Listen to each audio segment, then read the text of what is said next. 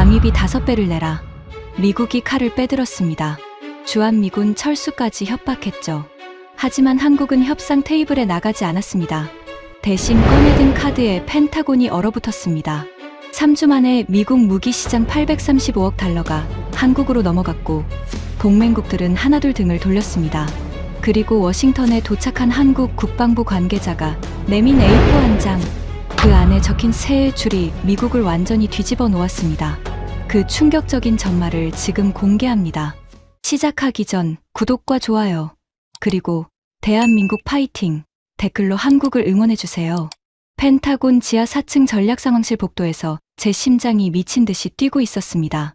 벽시계가 오후 7시 54분을 가리키고 있었고 대통령 특별 성명까지 정확히 6분이 남아 있었으며 제 손에는 주한미군 단계적 재배치 이행 명령서 최종본이 들려 있었어요. 저는 마크 설리번이라고 합니다. 국방부 동아시아 태평양 부차관보로 17년째 이 자리를 지키고 있었고 한반도에 관한 한 펜타곤에서 제 의견을 무시할 수 있는 사람은 거의 없었습니다. 하지만 오늘만큼은 제 의견이 아니라 다른 사람의 의지가 모든 걸 끌고 가고 있었어요. 복도 끝에서 구두 소리가 빠르게 다가오고 있었습니다. 그 발소리만 들어도 누군지 알 수 있었어요. NSC 안보부 보좌관 리처드 모건이었습니다. 키 190에 어깨가 벽장만한 체구였고 복도를 걸을 때마다 주변 공기가 밀려나는 것 같은 사람이었죠. 그가 제 앞에 멈춰 서더니 갈색 가죽 서류철을 제 가슴팍에 밀어 넣으며 말했습니다. 설리번, 서명하십시오. 저는 서류철을 받아들며 물었어요. 이게 최종본입니까? 모건이 시계를 힐끗 보며 차갑게 대답했습니다. 방위비 신규 협정안입니다. 현행 13억 달러에서 65억 달러로 조정하는 내용이고 서명 즉시 발효됩니다. 6분 안에 처리하십시오. 저는 서류철을 열어 첫 페이지를 확인했습니다. 한미 방위비 분담 특별협정이라는 제목 아래 빽빽한 법률 용어들이 가득했고 페이지 수가 42장이었어요. 6분 안에 이걸 전부 검토하는 건 물리적으로 불가능했습니다. 저는 모건에게 조심스럽게 말했어요. 보좌관님, 42페이지를 6분 안에 검토할 수 없습니다. 최소 이틀은 필요합니다. 모건이 제 어깨를 움켜쥐더니 얼굴을 가까이 들이밀며 낮은 목소리로 말했습니다. 설리번, 지금 시간 끌 때가 아닙니다. 성명 나가기 전에 이게 처리돼야 해요. 서명 안 하면 자네 이름으로 된 인사 발령서가 내일 아침 책상 위에 올라갑니다. 그의 눈동자에는 협박이 아니라 확신이 담겨 있었습니다. 이 사람은 진심이었고 제가 거부하면 정말로 저를 잘라낼 사람이었어요. 저는 17년간 쌓아올린 커리어와 42페이지짜리 서류를 저울질해야 했고 시계는 계속 돌아가고 있었습니다. 저는 펜을 꺼내 서명란 위에 올려놓았습니다. 손끝이 미세하게 떨렸지만 펜을 내려놓으면 모든 게 끝이라는 걸 알고 있었어요. 잉크가 종이에 닿는 순간 모건이 서류철을 낚아채듯 가져가며 입꼬리를 올렸습니다. 잘했습니다. 이게 끝나면 한국은 48시간 안에 무릎 꿇어요. 저는 그 말을 듣고 고개를 끄덕였습니다. 솔직히 저도 그렇게 믿고 있었어요. 17년간 한반도를 다뤄온 경험상 한국은 안보 위협 앞에서 매번 양보했고 이번에도 다르지 않을 거라고 확신했습니다. 모건이 서류철을 들고 복도를 걸어 나가는 순간 반대편에서 한국 국방부 연락관이 나타났습니다. 워싱턴 주재 한국 국방무관실 소속 대령이었고 그는 모건과 스쳐 지나가며 저를 보더니 멈춰섰어요. 설리번 부차관보님, 강민호 본부장님께서 전달하라는 메시지가 있습니다. 저는 그를 보며 물었습니다. 무슨 메시지입니까? 대령이 주머니에서 접힌 메모지 하나를 꺼내 제게 건네며 조용히 말했어요. 협정 부속 8조를 확인하셨습니까? 그 한 줄이었습니다. 저는 메모지를 보며 미간을 찌푸렸어요. 부속 8조라니 방금 42페이지를 검토하지도 못하고 서명한 상태였는데 부속 조항까지 확인할 여유가 어디 있었겠습니까? 저는 메모지를 주머니에 넣으며 대령에게 말했습니다. 확인하겠습니다. 감사합니다. 대령이 고개를 숙이고 걸어 나갔고 저는 그의 뒷모습을 보며 생각했습니다. 경고인지 형식적 전달인지 알 수 없었지만 지금은 성명 발표에 집중해야 했고 부속 조항은 나중에 확인하면 된다고 판단했어요. 그게 제 첫 번째 실수였습니다. 상황실 안으로 들어서자 대형 스크린 3개가 정면에서 푸른 빛을 뿜고 있었고 중앙 스크린에는 백악관 브리핑룸 실시간 영상이 표시되어 있었으며 좌우 스크린에는 서울 증시 지수와 한반도 군사 배치 현황이 나란히 띄워져 있었습니다. 참모 8명이 스크린 앞에 서서 긴장된 표정으로 화면을 보고 있었고, CIA 동아시아 분석관 2명이 별도 모니터로 한국 언론 속보를 실시간 추적하고 있었어요. 대통령이 단상으로 걸어 나왔습니다. 원고를 펼치며 카메라를 정면으로 응시했고, 상황실 안이 순간적으로 조용해졌어요. 오늘 저는 한미 동맹의 미래에 관한 중대한 결정을 발표합니다.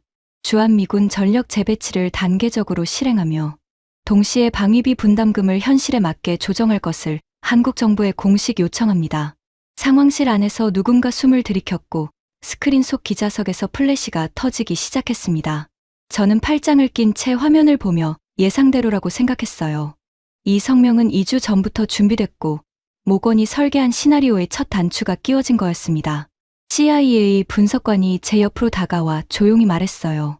서울 증시 선물 지수 급락 시작했습니다. 서킷 브레이커 발동 직전입니다. 저는 고개를 끄덕이며 내심 만족했습니다. 시장이 먼저 흔들리고 여론이 공포에 빠지면 한국 정부는 협상 테이블로 나올 수밖에 없었어요. 모건의 작전은 단순하지만 효과적이었습니다. 첫째, 철수 발표로 안보 공포 유발. 둘째, 증시 폭락으로 경제 패닉 조성. 셋째, 48시간 안에 방위비 65억 달러 수용. 이 세 단계가 순서대로 작동하면 한국은 선택의 여지가 없을 거였죠. 성명이 끝나고 스크린 속 기자들이 술렁이기 시작했습니다. 국방부 연락관이 보고했어요. 서울에서 NSC 긴급 소집됐습니다. 국방장관과 외교장관이 용산으로 들어가고 있습니다. 저는 예상대로라고 중얼거렸습니다. 혼란이 시작됐고 48시간 타이머가 돌아가기 시작한 거였어요. 모건의 작전을 이해하려면 그 사람이 어떤 인간인지부터 알아야 합니다.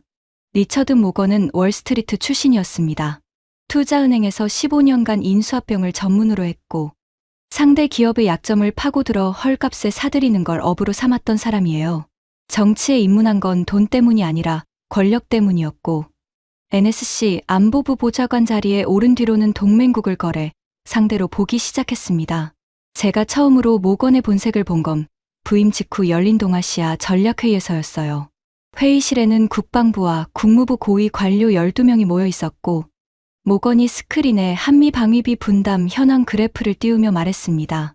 여러분, 이 그래프를 보십시오. 한국은 현재 13억 달러를 내고 있습니다. 우리가 주한미군 유지에 쓰는 비용은 연간 50억 달러입니다. 차액 37억 달러를 누가 부담하고 있습니까? 국무부 차관보가 조심스럽게 대답했어요. 하지만 한국은 별도로 기지 건설비와 인력 지원비를 부담하고 있고 총액으로 보면 상당한 수준입니다. 모건이 손을 저으며 끊었습니다. 상당한 수준이라는 표현은 월스트리트에서 쓰지 않습니다. 숫자로 말하십시오. 한국이 내는 13억 달러는 우리 국방 예산 8,860억 달러의 0.15%도 안 됩니다. 이건 팁이에요. 레스토랑에서 웨이터한테 주는 팁. 몇몇 참석자가 불편한 표정을 지었지만 아무도 반박하지 않았습니다. 모건은 그런 침묵을 동의로 해석하는 사람이었어요. 그가 스크린을 전환하며 계속 말했습니다. 한국 GDP가 1조 7천억 달러입니다. 65억 달러는 GDP의 0.4%도 안 돼요. 이 정도면 한국 입장에서도 합리적인 수준입니다. 문제는 한국이 공짜로 안보를 누려왔다는 인식이 없다는 겁니다. 그걸 일깨워줘야 합니다. 저는 그때 조심스럽게 끼어들었어요. 보좌관님, 방위비 5배 인상은 한국 내 여론을 극도로 악화시킬 수 있습니다. 반미 감정이 확산되면 오히려 동맹 기반 자체가 흔들립니다. 모건이 저를 보며 비웃듯 말했습니다. 설리번, 자네가 17년간 한국을 다뤘으니까 묻겠습니다. 한국이 지금까지 방위비 협상에서 단 한 번이라도 우리 요구를 끝까지 거부한 적 있습니까? 저는 대답하지 못했습니다. 솔직히 없었어요.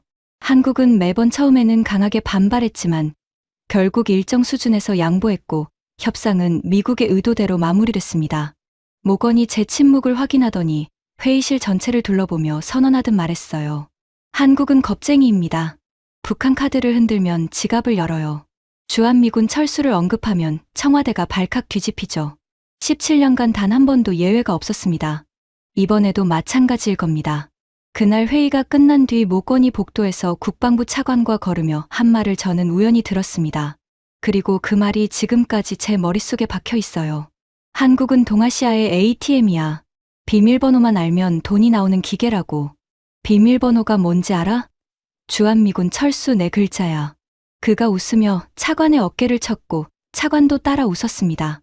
저는 복도 모퉁이에 서서 그 광경을 지켜보며 불쾌했지만 동시에 모건의 판단이 틀리지 않았다는 생각도 했어요.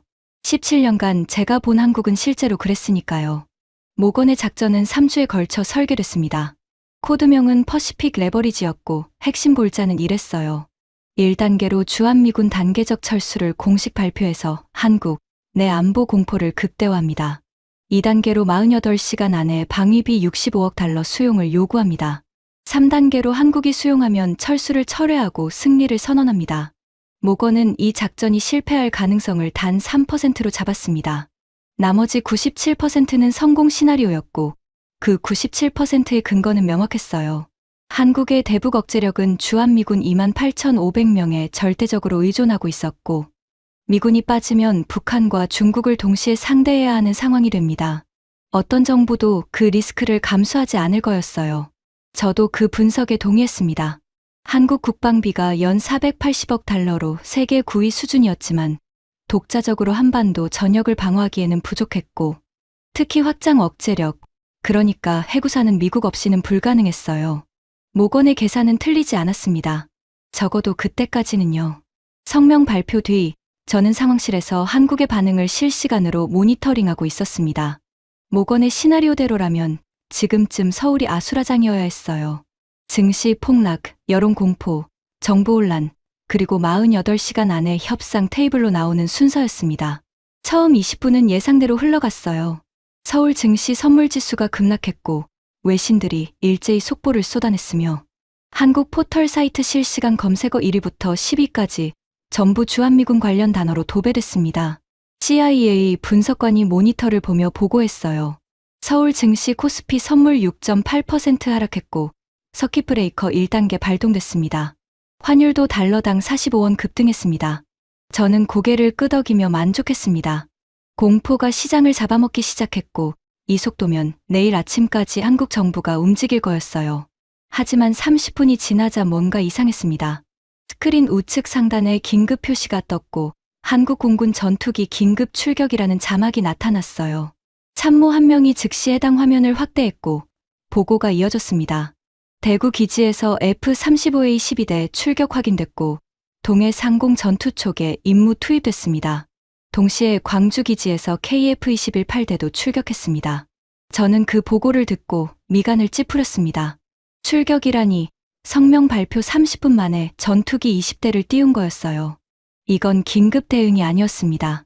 긴급 대응이라면 기체 점검과 무장 장착에만 최소 2시간이 걸립니다. 30분 만에 이 규모를 띄우려면 사전에 대기 상태로 준비하고 있었어야 했어요. 저는 참모에게 물었습니다. 해군 움직임은? 참모가 다른 스크린을 확인하며 보고했어요. 동해와 서해 함대 동시 전개 확인됐습니다. 세종대왕함과 율곡이해함이 동해, 중부해역으로 이동 중이고 서해에서는 충무공이 순신함이 작전 해역 진입 완료했습니다. 잠수함 전대도 출항 확인됐습니다. 저는 화면을 보며 등에서 식은땀이 흐르기 시작했습니다. 공군 20대, 이지스함 3척, 잠수함 전대까지 동시 전개라니 이건 즉흥이 아니었어요. 계획된 움직임이었고 한국이 우리 성명 발표를 미리 알고 준비하고 있었을 가능성이 높았습니다. 저는 CIA 분석관에게 물었어요. 한국 언론 반응 어떻습니까? 분석관이 모니터를 가리키며 대답했습니다. 속보가 쏟아지고 있는데 논조가 이상합니다. 패닉이 아니라 대응 보도 위주입니다. 한국 국방부가 성명 발표 15분 만에 공식 브리핑을 시작했고 내용이 사전 준비된 것처럼 체계적입니다. 저는 그 말을 듣고 불안감이 커졌습니다. 15분 만에 공식 브리핑이라니 보통 정부 브리핑은 관계부처 협의를 거치느라 최소 몇 시간이 걸리는데 15분 만에 나왔다는 건 원고가 미리 준비돼 있었다는 뜻이었어요. 그때 스크린에 한국 국방부 브리핑 영상이 떴습니다. 대변인이 단상에 서서 침착한 목소리로 읽어내려가고 있었어요. 대한민국 군은 어떠한 안보 환경 변화에도 독자적 대응이 가능한 완전한 전투 준비 태세를 유지하고 있습니다. 현재 전 군의 방어태세 격상이 발령되었으며 모든 작전 계획이 정상적으로 가동 중입니다. 독자적 대응이 가능하다는 문구가 제 귀에 박혔습니다. 이건 단순한 안심용 멘트가 아니었어요. 미국 없이도 된다는 선언이었고 성명 발표 30분 만에 이런 말이 나왔다는 건 한국이 이 상황을 예측하고 있었다는 뜻이었습니다. 저는 참모에게 급히 지시했어요. 서울 증시 추이 계속 모니터링 하십시오. 참모가 화면을 확인하며 보고했습니다. 서킷 브레이커 해제 후 반등 시작했습니다. 낙폭이 줄어들고 있고 기관 매수세가 들어오고 있습니다. 저는 그 보고를 듣고 당황했습니다. 반등이라니 서킷 브레이커가 걸릴 정도로 폭락했는데 30분 만에 반등한다는 건 시장이 공포에 빠진 게 아니라 누군가 통제하고 있다는 뜻이었어요. 국민연금이나 정부 기관이 즉각 매수에 나선 거였고 이것도 사전 계획 없이는 불가능한 속도였습니다. 저는 주머니에서 아까 받은 메모지를 꺼내 다시 봤어요. 협정 부속 8조를 확인하셨습니까? 강민호라는 사람이 보낸 이 한 줄이 갑자기 다르게 느껴졌습니다. 경고가 아니라 예고였을 수도 있다는 생각이 스쳤어요. 하지만 저는 그 생각을 밀어냈습니다. 아직 48시간이 남아 있었고 초기 대응이 빨랐다고 해서 끝까지 버틸 수 있는 건 아니었어요. 한국 경제는 수출 의존형이었고 환율 불안이 지속되면 기업들이 먼저 무너질 거였습니다. 시간은 우리 편이라고 판단했어요. 그때 상황실 문이 열리며 모건이 들어왔습니다. 그의 표정에는 승리감이 가득했고 넥타이를 느슨하게 풀며 스크린을 둘러보더니 저에게 말했어요. 설리번, 서울 상황 어떻습니까? 저는 정직하게 보고했습니다. 증시는 초기 급락 후 반등 중이고 한국군이 즉각 전력 전개에 나섰습니다. 대응 속도가 예상보다 빠릅니다. 모건이 코웃음을 치며 대답했어요. 초기 반응이야 빠를 수 있죠. 문제는 지속 가능성입니다. 한국이 방위비 65억 달러를 거부하면 우리는 진짜로 빼면 되고 그러면 북한이 움직이기 시작합니다. 한국이 그 리스크를 감수할 수 있겠습니까? 저는 고개를 끄덕였습니다. 논리적으로 모건이 맞았어요. 북한의 핵위협 앞에서 주한미군은 한국의 생명보험이나 다름없었고 그걸 포기할 정부는 없을 거였습니다. 모건이 스크린 앞으로 걸어가며 참모들을 둘러보고 자신만만하게 선언했어요. 여러분, 3일입니다. 3일 안에 한국은 무릎 꿇고 65억 달러에 서명합니다. 내 커리어를 걸겠습니다. 참모들이 침묵했고 저도 아무 말 하지 않았습니다. 그 순간까지도 모건의 판단이 틀렸다는 증거는 없었어요. 17년간 한국을 봐왔고 매번 같은 패턴이었습니다. 초기 반발, 중기 협상, 최종 양보. 이번에도 같을 거라고 저는 진심으로 믿고 있었어요. 하지만 그날 밤 제 사무실로 돌아와 컴퓨터를 켜고 한국 관련 정보를 추적하기 시작했을 때 이상한 점 하나를 발견했습니다. 한국 국방부 홈페이지에 새 문서가 올라와 있었어요. 제목은 자주국방 비전 2030 실행 계획이었고 올라온 시간이 성명 발표 10분 전이었습니다. 저는 문서를 열어 내용을 확인했고 첫 페이지를 읽는 순간 심장이 쿵 내려앉았어요. 독자 방위체계 전환을 위한 긴급 예산 380억 달러 편성, 차기 전투기 KF-21, 추가 양산 120대, 한국형 미사일 방어체계 조기 배치, 원자력 추진 잠수함 개발 가속이라는 내용이 빼곡히 적혀 있었습니다. 380억 달러라니 이건 한국 연간 국방비의 80%에 해당하는 금액이었고 긴급 편성이라는 건 국회 동의까지 이미 마쳤다는 뜻이었어요. 우리가 성명을 발표하기 10분 전에 이미 올라와 있었다는 건 한국이 최소 몇 주 전부터 이 상황을 준비하고 있었다는 의미였습니다. 저는 모니터를 보며 한참 동안 움직이지 못했습니다. 등줄기를 타고 식은땀이 흘러내렸고 사무실 에어컨 바람이 갑자기 차갑게 느껴졌어요.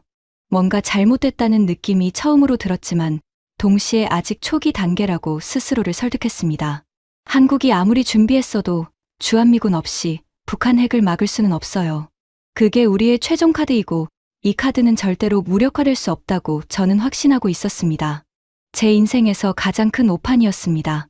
저는 노트북을 닫고 의자에 기대앉아 천장을 바라봤어요. 시계가 자정을 넘기고 있었고 펜타곤 복도는 텅 비어 있었으며 형광등 불빛만 차갑게 빛나고 있었습니다.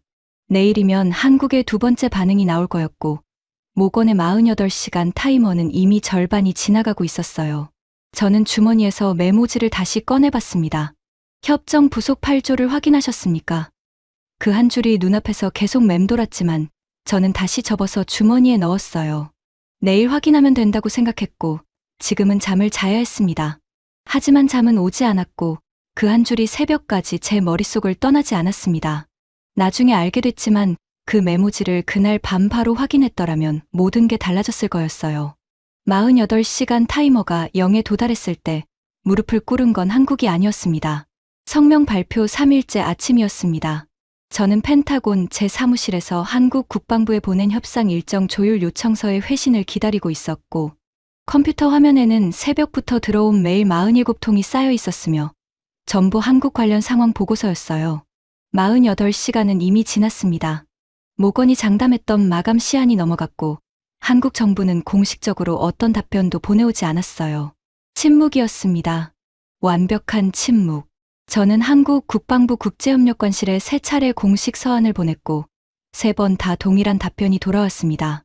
검토 중입니다. 2 글자였어요. 검토 중. 저는 그 답변을 보며 당황했지만 동시에 시간 끌기 전략이라고 해석했습니다.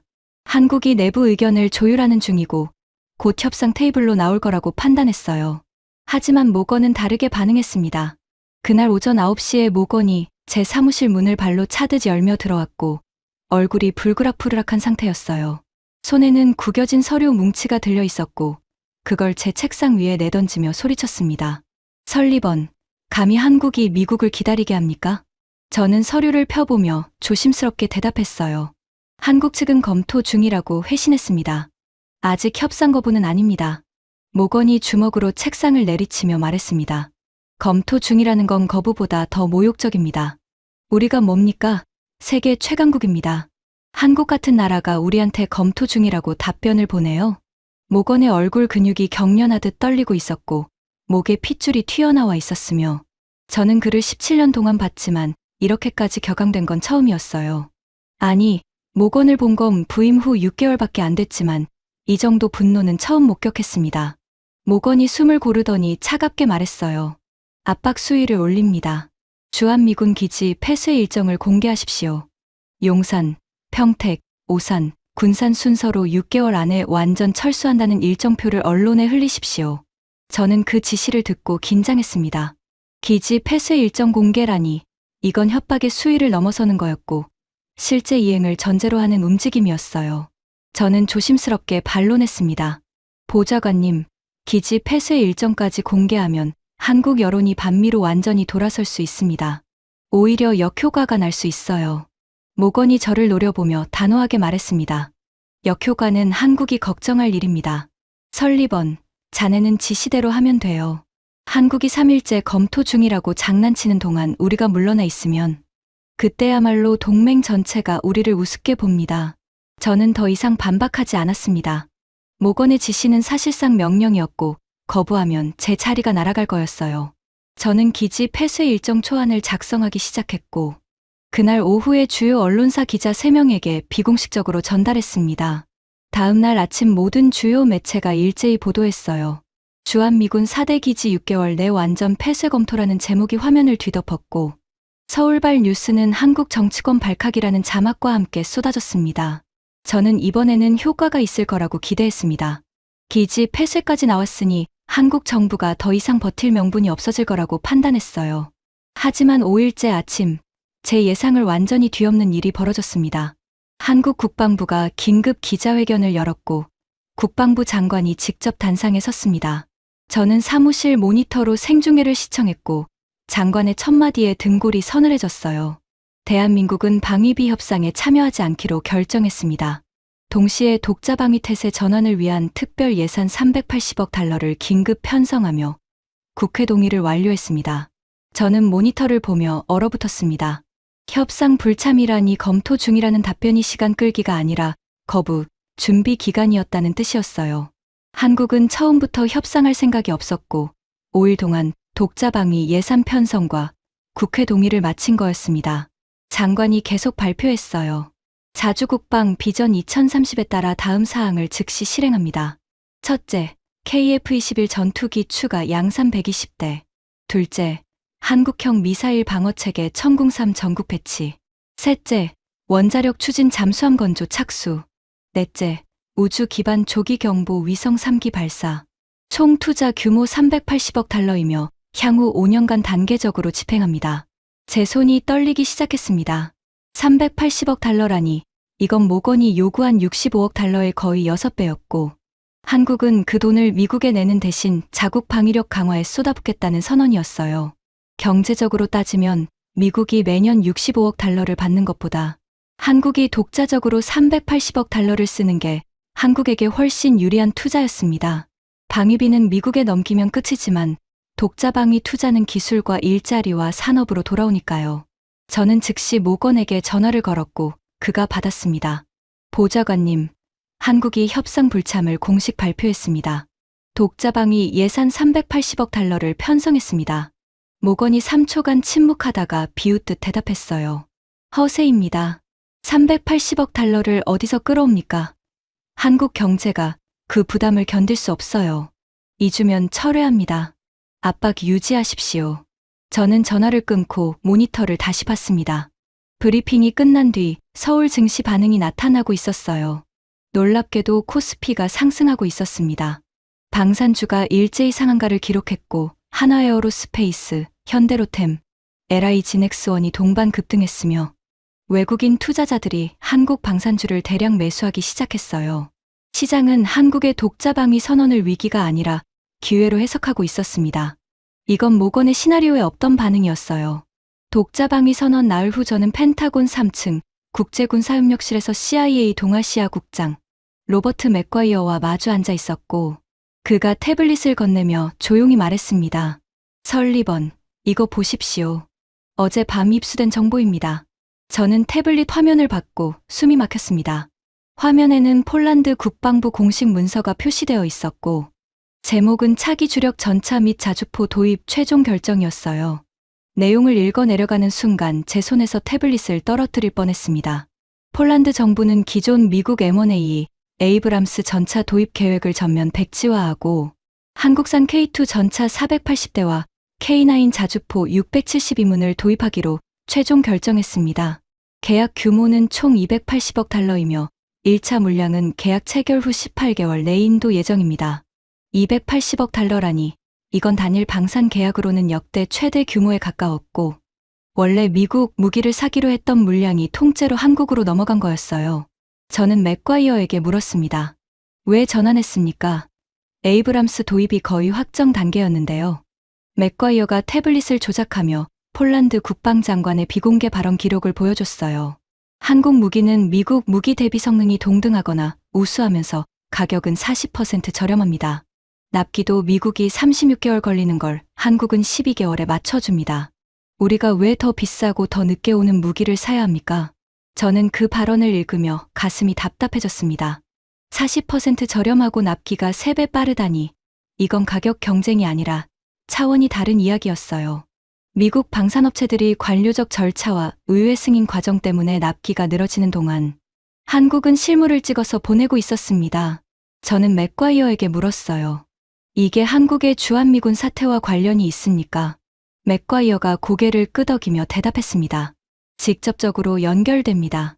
폴란드는 우리가 한국에 철수 카드를 꺼낸 걸 보고 미국이 동맹국을 협박 수단으로 쓴다는 인식을 갖게 됐습니다. 그래서 미국 무기 의존도를 줄이려는 움직임이 나온 겁니다. 저는 그 분석을 듣고 등에서 식은땀이 흘렀습니다. 우리가 한국을 압박하려고 꺼낸 카드가 다른 동맹국들에게까지 충격을 준 거였어요. 미국이 한국한테 이럴 수 있으면 우리한테도 그럴 수 있다는 공포가 번지고 있었습니다. 저는 즉시 모건에게 보고서를 올렸어요. 제목은 폴란드 M1A 도입 백지화 및 한국 K2 전환 결정이었고 내용에는 280억 달러 규모 계약 상실과 동맹국 신뢰 하락 우려를 포함시켰습니다. 모건의 답장은 30분 후에 왔고 단 한 줄이었어요. 일시적 현상입니다. 유럽은 결국 미국으로 돌아옵니다. 저는 그 답장을 보며 한숨을 쉬었습니다.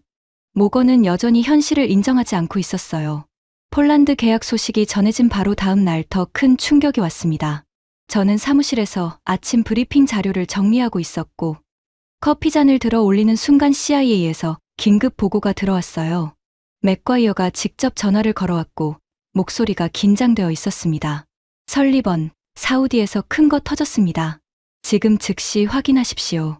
저는 컴퓨터를 열어 보고서를 확인했고 커피잔을 내려놓는 것도 잊은 채 화면을 읽어 내려갔습니다. 사우디 국방부가 미국 패트리어트 PAC-3 추가 도입 계획을 전면 백지화했고 대신 한국산 천궁산 방공체계를 도입하기로 결정했다는 내용이었어요. 거기에 더해서 KF-21 전투기 공동개발 양해각서까지 체결했으며 계약 규모는 총 150억 달러였습니다. 150억 달러라니 사우디는 미국 방산업계의 최대 고객이었고 패트리어트는 미국의 핵심 수출 무기였어요. 그 사우디가 미국을 버리고 한국을 선택한 거였습니다. 저는 보고서를 더 읽어 내려갔고 충격은 거기서 끝나지 않았어요. UAE가 한국산 차륜형 장갑차 2,400대 도입 계약을 체결했고 규모는 85억 달러였습니다. 호주가 차기 호위함 설계를 한국현대중공업 기반으로 확정했고 잠수함 기술 협력까지 포함해서 총 120억 달러 규모였어요. 노르웨이가 K2 전차 도입 검토를 공식 발표했고 루마니아와 그리스도 한국 방산 협력 논의를 시작했다는 정보까지 추가로 들어왔습니다. 저는 계산기를 꺼내 숫자를 더했습니다. 폴란드 280억, 사우디 150억, UAE 85억, 호주 120억, 합계 635억 달러였어요. 보름도 안 되는 기간에 한국이 확보한 방산 수출 계약이 635억 달러를 넘어서고 있었고 이 중 상당 부분이 원래 미국 무기를 사려던 물량이 전환된 거였습니다. 저는 종합 보고서를 작성하기 시작했어요.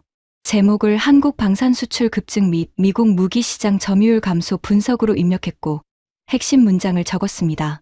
한국 방산 수출이 연간 기준 250억 달러를 돌파하며 세계 4위에 진입했고 미국 무기 수출은 전년 대비 18% 감소했습니다. 보고서를 완성하고 모건에게 전송했습니다. 이번에는 답장이 즉시 왔고 모건의 반응은 제가 예상한 그대로였어요. 보고서를 들고 즉시 제 사무실로 오십시오.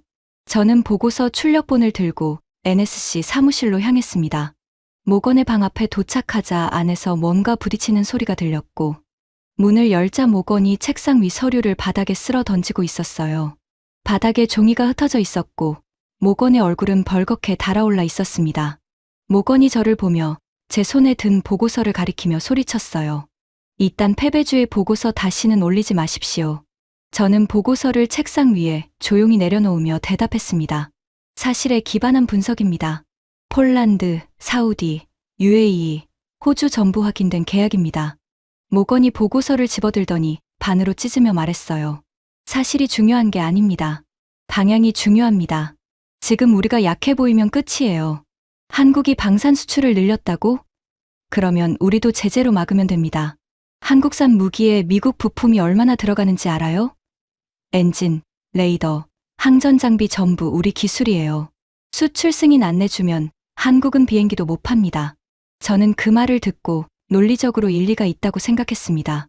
실제로 KF-21에는 미국산 엔진 GF414가 탑재되어 있었고 일부 레이더 부품도 미국 기술에 의존하고 있었어요. 수출 승인을 차단하면 한국 방산 수출에 타격을 줄 수 있었습니다. 하지만 동시에 불안했어요. 우리가 카드를 꺼낼 때마다 상황이 더 나빠지고 있었고 한국은 매번 예상을 뛰어넘는 대응을 보여주고 있었습니다. 모건이 숨을 고르더니 단호하게 지시했어요. 한국산 무기 수출에 대한 미국 부품 공급 제한 검토를 즉시 시작하십시오. 그리고 동맹국들에게 한국 무기 도입을 재고하라는 외교 채널을 가동하십시오. 저는 고개를 끄덕이며 사무실을 나왔습니다. 복도를 걸으며 생각했어요. 모건의 지시대로라면 한국 방산 수출을 기술적으로 차단할 수 있었지만 그 과정에서 동맹국들의 반감을 더 키울 위험도 있었습니다.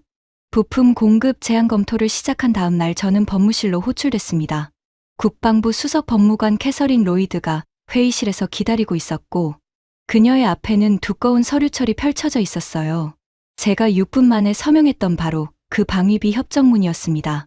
로이드가 저를 앉히더니 리모컨을 눌러 스크린에 특정 페이지를 확대하며 말했어요. 설리번 부차관보님, 부속 8조를 확인하셨습니까? 그 순간 심장이 얼어붙었습니다. 강민호가 보낸 메모지의 그 한 줄이 머릿속에서 번개처럼 번쩍였어요. 부속 8조. 제가 확인하지 않았던 바로 그 조항이었습니다. 로이드가 조항을 읽기 시작했어요. 주둔군의 철수 또는 재배치가 실행될 경우 주둔지 내 모든 군사 인프라, 고정, 자산 및 이전 불가 장비는 주둔국 정부에 무상 귀속된다. 본 조항은 협정 발효와 동시에 적용되며 어떠한 경우에도 소급 철회할 수 없다. 저는 그 문장을 듣는 순간 등에서 식은땀이 폭포처럼 쏟아졌습니다. 무상 귀속이라니 주한미군이 철수하면 기지 안에 있는 모든 인프라와 장비를 한국에 공짜로 넘겨야 한다는 뜻이었어요. 저는 로이드에게 급히 물었습니다. 자산 가치가 얼마나 됩니까? 로이드가 서류를 넘기며 대답했어요. 용산, 평택, 오산, 군산 4개 기지의 고정 자산과 인프라를 합산하면 약 120억 달러입니다. 여기에 이전 불가 장비, 통신시설, 방공 레이더, 활주로 등을 포함하면 150억 달러까지 올라갑니다. 150억 달러라니 우리가 방위비 65억 달러를 받으려고 철수를 협박했는데 실제로 철수하면 오히려 150억 달러를 한국에 넘겨야 하는 구조였어요. 받으려던 돈의 2배가 넘는 자산을 공짜로 주게 되는 거였습니다. 저는 로이드에게 떨리는 목소리로 물었어요. 이 조항을 회피할 방법이 있습니까? 로이드가 고개를 저으며 단호하게 대답했습니다. 없습니다. 부속 8조는 양국 국회 비준을 받은 조항이고 일방 철회가 불가능합니다.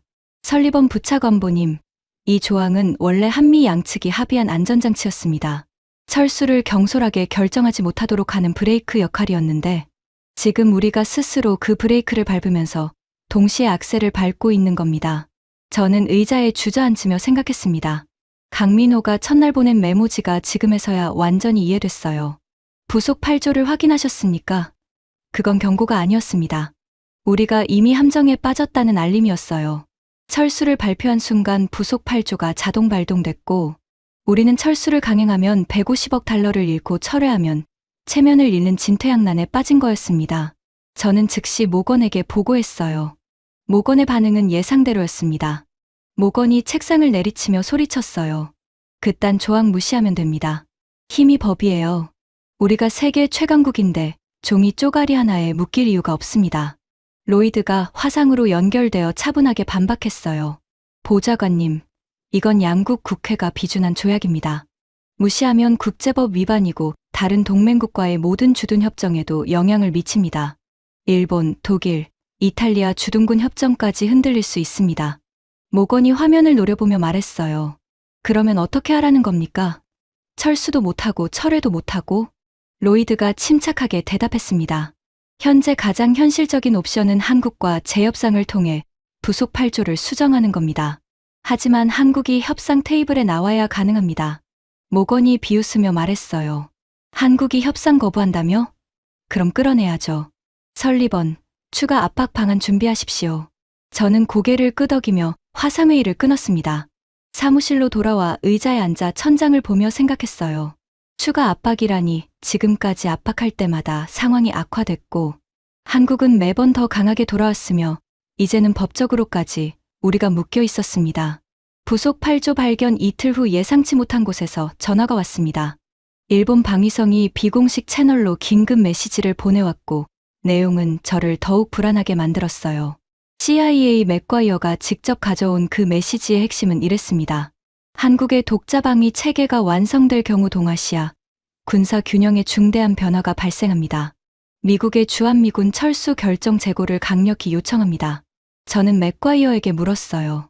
일본이 왜 한국 편을 듭니까? 맥과이어가 의자에 기대앉으며 설명했습니다. 한국 편을 드는 게 아닙니다. 자기들이 무서운 겁니다. 한국이 미국 없이 독자방위에 성공하면 일본의 미일 동맹 의존 명분도 사라집니다. 일본 국내에서 그러면 우리도 방위비를 왜 내냐는 여론이 나올 거고 주일미군 존재 자체가 흔들릴 수 있어요.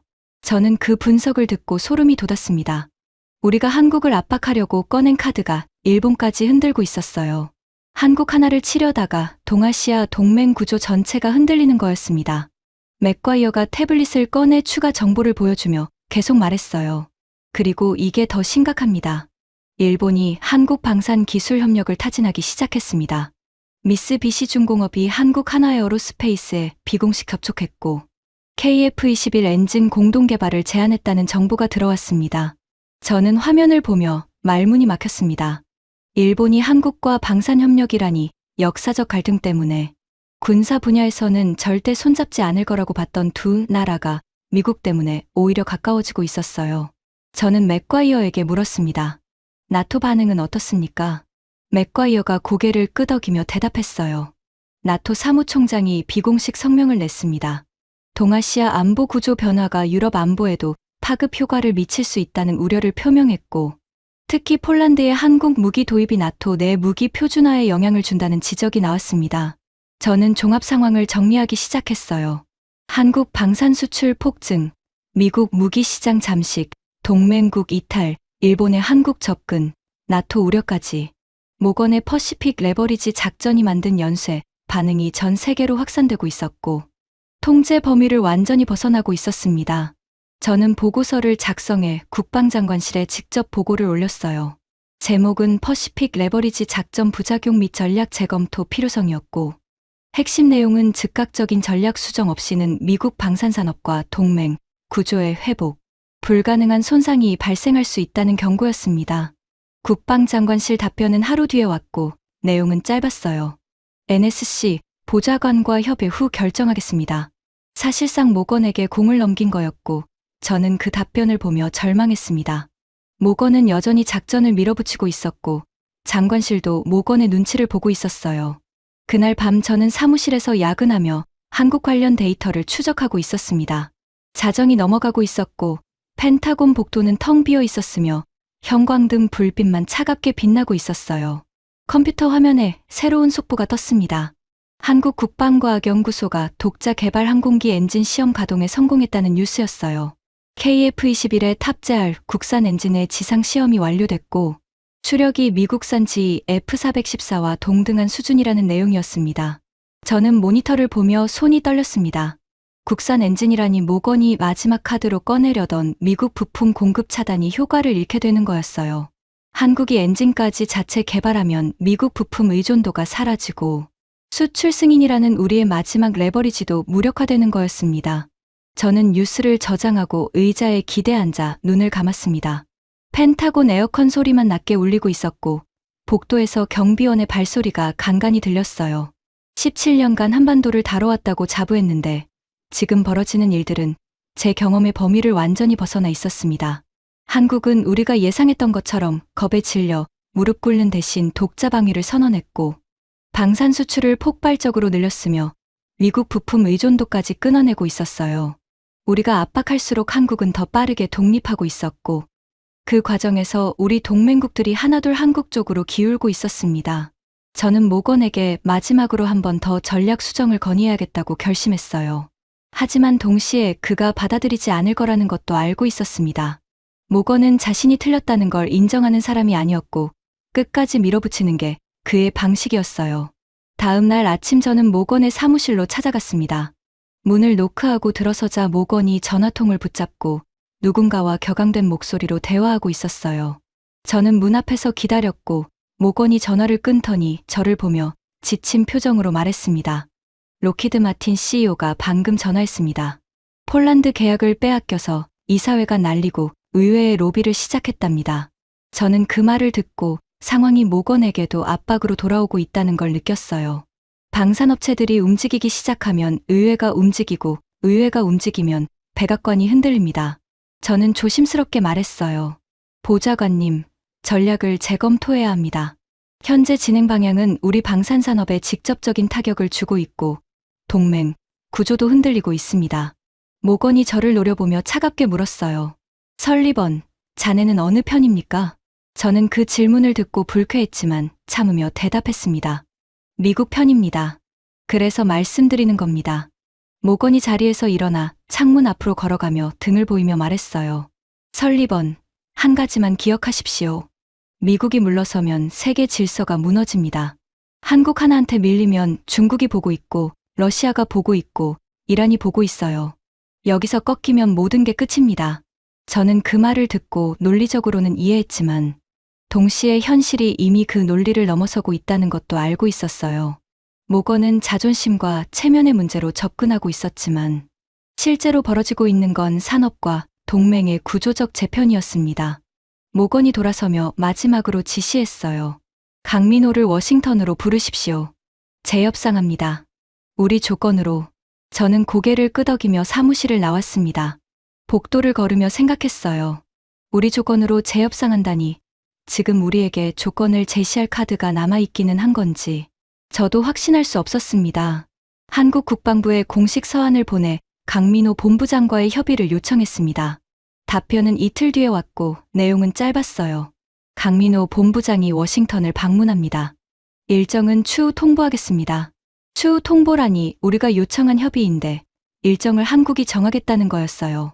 모건이 이 답변을 보면 또 폭발하겠지만 저는 이미 그런 반응에 무감해져 있었습니다.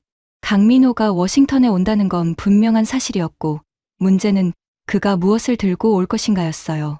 협상을 하러 오는 건지 통보를 하러 오는 건지. 지난 3주간 한국의 행동 패턴을 봤을 때 협상일 가능성은 낮았고 저는 그 사실을 알면서도 모건에게 말하지 못했습니다. 강민호의 워싱턴 방문 전날 밤 저는 사무실에서 마지막 점검을 하고 있었어요. 책상 위에는 한국 관련 보고서가 산더미처럼 쌓여 있었고 모두 한국 방산 수출 증가, 동맹국 이탈, 미국 시장 감소라는 동일한 결론을 담고 있었습니다. 저는 서류를 정리하며 강민호가 올 때 어떤 표정을 짓고 있을지 상상했어요. 처음 메모지를 전달했을 때의 그 사람 표정이 떠올랐습니다. 아무런 감정도 읽을 수 없었던 그 얼굴, 경고도 위협도 아닌 단지 사실을 전달하는 듯한 그 태도. 그게 어쩌면 가장 무서운 거였어요. 내일이면 답이 나올 거였습니다. 하지만 그 답이 우리가 원하는 것이 아닐 거라는 예감이 점점 강해지고 있었어요. 강민호가 워싱턴에 도착한 날은 철수 발표 3주째 되는 날이었습니다. 저는 국방부 본관 3층 협상실에서 테이블 정리를 하고 있었고 오전 10시였지만 블라인드가 내려져 있어 실내는 어두웠으며 타원형 테이블 위에는 물잔과 노트북만 놓여 있었어요. 제 옆에는 모건이 앉아 있었고 법무관 로이드가 그 옆에 서류를 펼쳐놓고 있었으며 CIA 맥과이어가 벽에 기대서 팔짱을 끼고 있었습니다. 모건의 표정은 단단하게 굳어 있었고 턱 근육이 미세하게 움직이고 있었어요. 지난 3주 동안 그는 수면제 없이 잠을 자지 못했다는 소문이 돌고 있었고 실제로 눈 밑에 짙은 그림자가 내려와 있었습니다. 협상실 문이 열리고 강민호가 들어왔습니다. 검은색 양복에 넥타이 하나 없는 차림이었고 손에는 얇은 서류 가방 하나만 들고 있었어요. 수행원은 없었습니다. 혼자였어요. 저는 그 모습을 보고 당황했습니다. 이런 규모의 협상에 수행원 없이 혼자 오는 건 두 가지 의미밖에 없었어요. 협상할 내용이 없거나 이미 모든 게 결정되어 있거나. 강민호가 테이블 건너편에 앉으며 서류 가방을 열었습니다. 안에서 A4 용지 한 장을 꺼내 테이블 중앙에 조용히 밀어놓았어요. 저는 그 얇은 종이를 보며 긴장했습니다. 한 장이라니. 두꺼운 협상안이 아니라 단 한 장이었고 이건 협상문이 아니라 통보문이라는 뜻이었어요. 모건이 먼저 입을 열었습니다. 강 본부장, 재협상 조건을 논의하러 오신 거죠? 강민호가 모건을 보며 침착하게 대답했어요. 재협상이 아닙니다. 절차입니다. 모건의 미간이 찌푸려졌고 턱 근육이 다시 움직였어요. 저는 A4 용지를 집어들고 내용을 확인하기 시작했습니다. 제목에는 방위비 협정 정상화 조건이라고 적혀 있었고 본문은 3개 항목으로 구성되어 있었어요. 첫째, 주한미군 철수 계획 전면 철회 및 현행 주둔 규모 보장. 둘째, 방위비 현행 13억 달러, 유지 및 5배 인상한 전면 폐기. 셋째, 한국 방산 수출에 대한 미국의 불간섭 공식 보장. 저는 3가지 조건을 읽으며 손이 떨렸습니다. 전면 철회, 현행 유지, 불간섭 보장이라니 이건 우리가 요구했던 것과 정반대였어요. 방위비를 올리려던 우리가 오히려 현행 유지를 보장해야 하고 철수를 협박했던 우리가 주둔을 보장해야 하며 방산 수출을 견제하려던 우리가 불간섭을 약속해야 하는 구조였습니다. 모건이 A4 용지를 낚아채듯 가져가 읽더니 비웃으며 테이블에 내던졌어요. 이게 협상입니까? 이건 항복 조건입니다. 미국한테 항복하라는 겁니까? 강민호가 여전히 앉은 채로 조용히 대답했습니다. 항복이 아니라 정상화입니다. 비정상적인 상황을 정상으로 되돌리는 절차입니다. 모건이 자리에서 벌떡 일어나며 목소리를 높였어요. 강 본부장, 우리도 카드가 있습니다. 한국산 무기에 들어가는 미국 부품 수출 승인을 차단할 수 있어요. 한국 방산 수출이 한순간에 멈춥니다. 강민호가 서류 가방에서 또 다른 문서를 꺼내 테이블에 놓으며 조용히 말했어요. 이미 대비했습니다. 저는 그 문서를 보며 확인했습니다. 한국 국방과학연구소의 독자 엔진 개발 완료 보고서, 레이더 시스템, 국산화 일정, 항전장비 대체 공급망 확보 현황이 빼곡히 적혀 있었어요. 미국 부품 의존도가 18개월 내에 5% 이하로 떨어질 것이라는 분석이 포함되어 있었고, 저는 그 숫자를 보며 숨이 막혔습니다. 모건이 문서를 힐끗 보더니 다른 카드를 꺼냈어요. 동맹국들한테 한국 무기 안 사도록 압박하겠습니다. 폴란드, 사우디, 호주 전부 뒤집을 수 있습니다. 강민호가 태블릿을 꺼내 화면을 켜며 테이블 중앙에 놓았어요. 이미 확인해 보셨을 겁니다. 화면에는 최근 3주간 한국이 체결한 방산 계약 현황이 표시되어 있었고, 총액이 635억 달러를 넘어서고 있었어요. 그리고 맨 아래에 한 줄이 추가되어 있었습니다. 인도 차기 전투기 사업 KF-21 우선 협상 대상 선정, 예상 규모 200억 달러. 저는 그 숫자를 보고 의자에서 미끄러지듯 주저앉았습니다. 인도까지라니 합산하면 835억 달러였어요.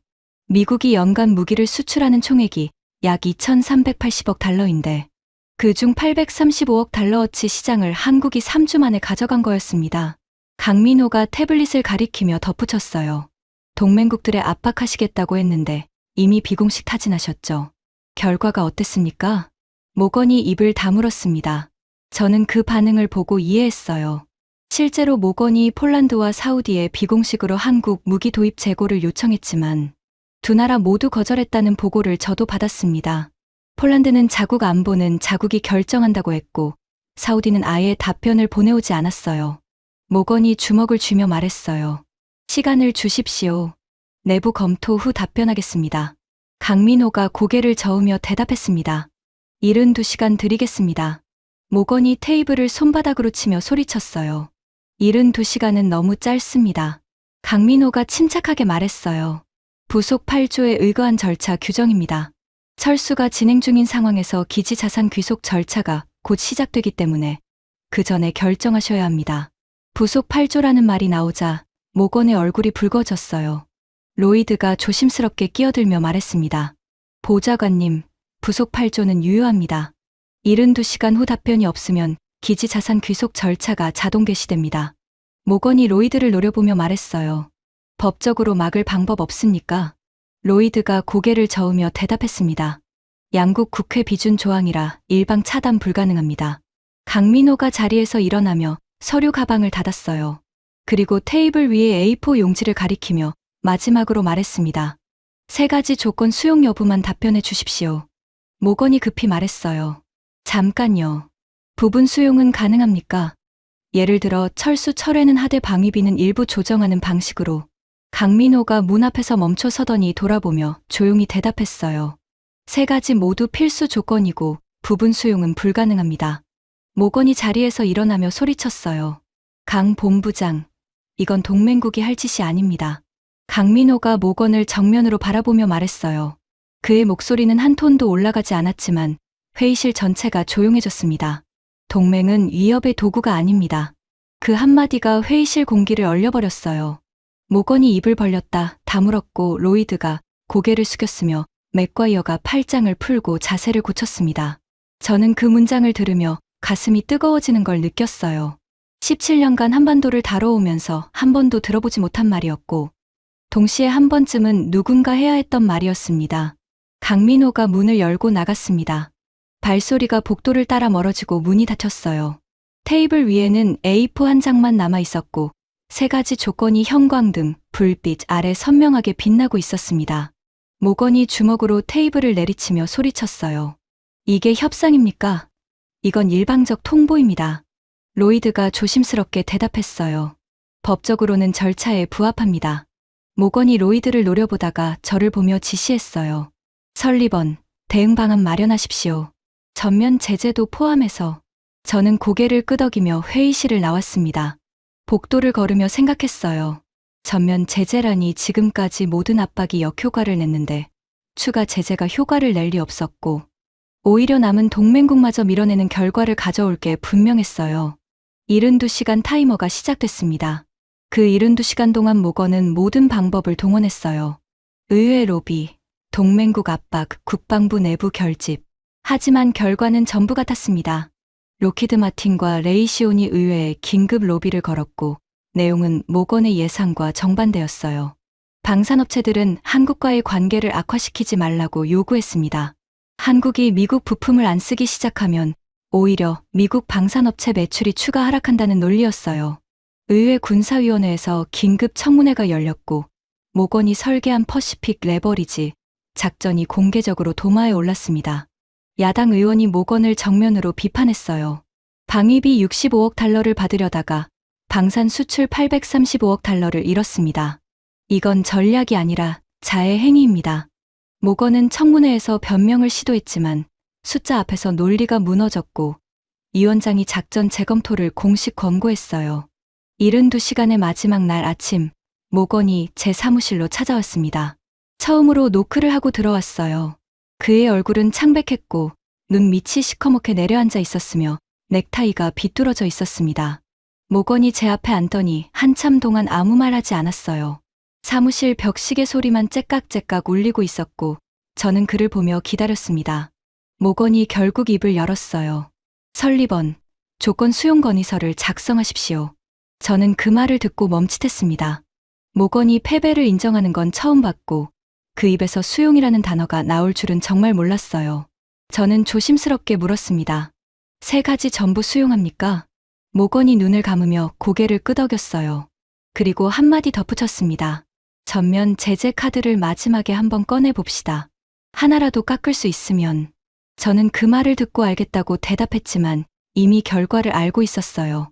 동맹국 중 제재에 동조할 나라는 없었고 한국은 이미 미국 의존도를 끊어내고 있었으며 우리가 꺼낼 수 있는 카드는 전부 소진된 상태였습니다. 그날 오후 저는 강민호에게 공식 서한을 보냈어요.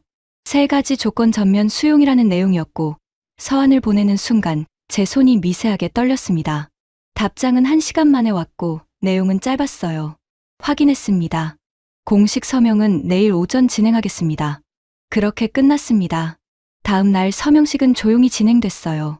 언론 공개 없이 국방부 회의실에서 양측 실무진만 참석한 비공개 행사였고 저는 미국 측 서명란에 이름을 적으며 3주 전 이 펜으로 방위비 협정에 서명했던 순간을 떠올렸습니다. 그때도 6분이라는 시간에 쫓겨서 서명했고 지금도 72시간이라는 시한에 밀려서 서명하고 있었어요. 차이가 있다면 그때는 한국을 압박하는 서류였고 지금은 한국의 조건을 수용하는 서류라는 거였습니다.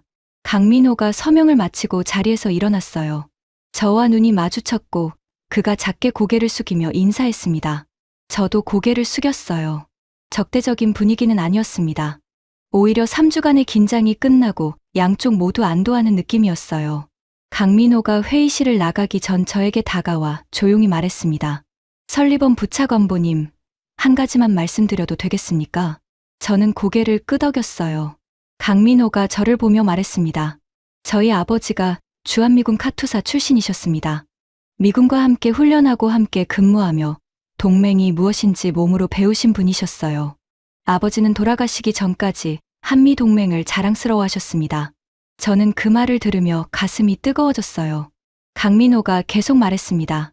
동맹은 함께 싸우는 것이지 한쪽이 다른 쪽을 위협하는 게 아닙니다. 아버지가 계셨다면 이렇게 말씀하셨을 겁니다. 동맹은 어깨를 나란히 하는 것이지 목을 조르는 게 아니라고.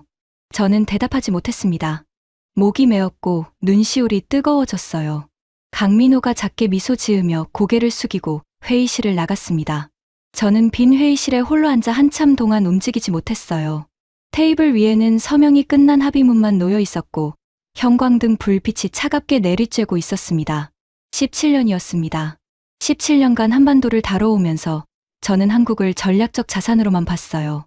주한미군이라는 카드가 있으니까 한국은 언제든 통제할 수 있다고 믿었고 방위비를 올리면 투덜거리다가 결국 내겠거니 했습니다. 모건이 한국을 ATM이라고 불렀을 때 저는 불쾌했지만 동시에 틀리지 않았다고도 생각했어요. 하지만 이번에 한국은 달랐습니다. 겁에 질려 무릎 꿇는 대신 독자 방위를 선언했고 세계 시장에서 미국 무기를 밀어내기 시작했으며 우리가 꺼낸 모든 카드를 무력화시켰어요. 그리고 마지막에는 우리가 조건을 수용하는 자리에 앉게 만들었습니다. 한국이라는 나라를 다시 생각해야 했어요. 보릿고개에서 시작해 반도체 세계 1위를 만든 나라. 전쟁의 폐허에서 세계 10위 경제를 일으킨 나라. 그리고 이제 방산 수출 세계 4위에 오르며 독자방위까지 완성해가는 나라. 이 나라를 ATM이라고 불렀다니 부끄러웠습니다. 강민호가 했던 말이 계속 맴돌았어요. 동맹은 위협의 도구가 아닙니다. 그리고 동맹은 어깨를 나란히 하는 것이지 목을 조르는 게 아닙니다. 17년 만에 처음으로 한국이라는 나라를 제대로 본 것 같았어요. 압박하면 굴복하는 약한 나라가 아니라 위기 앞에서 더 강해지는 나라. 밀어붙이면 밀려나는 게 아니라 밀어붙인 쪽이 오히려 밀려나는 나라. 그게 대한민국이었습니다. 사무실로 돌아와 컴퓨터를 켜고 마지막 보고서를 작성하기 시작했어요. 제목은 한미 동맹 재평가 및 향후 전략 재원이었고 첫 문장을 이렇게 적었습니다. 한국은 더 이상 보호해야 할 동맹이 아니라 대등하게 협력해야 할 파트너입니다. 창밖으로 워싱턴 하늘이 보였고 늦은 오후 햇살이 비스듬히 들어오고 있었어요. 3주 전 이 자리에서 모건의 서류에 서명하며 한국은 3일이면 꺾인다고 믿었던 제가 지금은 한국에게 배워야 할 것이 있다는 보고서를 쓰고 있었습니다. 어떤 나라를 판단할 때 그 나라가 강할 때가 아니라 위기에 처했을 때를 봐야 합니다. 한국은 위기 앞에서 무너지지 않았어요. 오히려 위기를 기회로 바꿨고 3주 만에 세계 방산 지도를 다시 그렸습니다. 지금까지 펜타곤 17년 전략가가 직접 겪은 충격적인 이야기였습니다. 대한민국의 저력을 더 많은 분들이 알 수 있도록 이 이야기를 널리 공유해 주세요. 작은 관심이 큰 자부심을 만듭니다. 구독과 좋아요도 부탁드립니다. 지금까지 감동테라였습니다. 감사합니다.